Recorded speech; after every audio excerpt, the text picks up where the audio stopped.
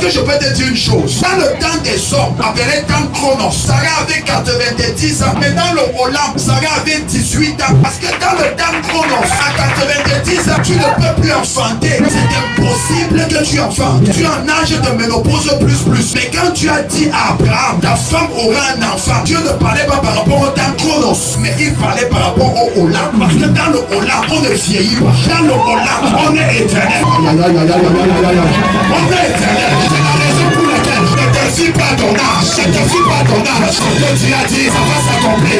Le mec qui dit en fait, ça se passe. Ça se passe.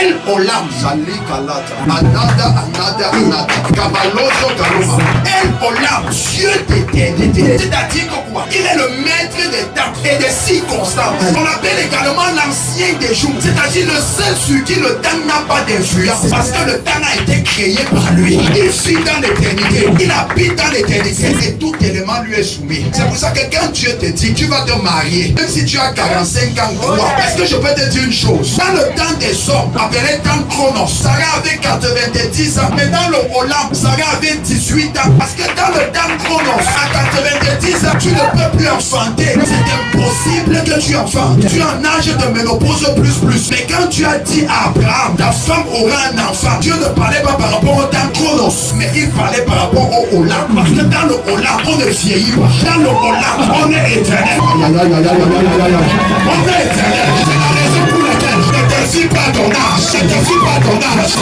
Dieu a dit, ça va s'accomplir. Le mec qui dit en fait, ça se passe. Ça se passe.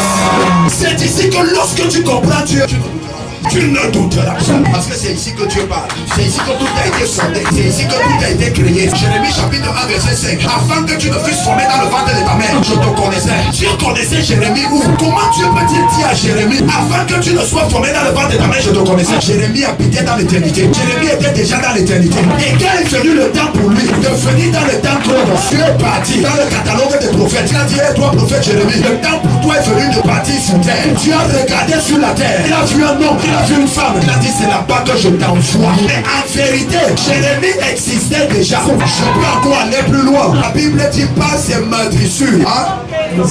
Ce n'est pas nous sommes guéris, c'est pas nous sommes guéris, c'est nous avons été. Allez bien lire, c'est pas nous sommes guéris, nous avons été guéris. Ça veut dire que le sacrifice de Jésus avait déjà été perpétré dans le Olam. Et quand il est venu sur la terre, c'était juste pour s'accomplir. Est-ce que je peux prêcher ici? Je peux prêcher.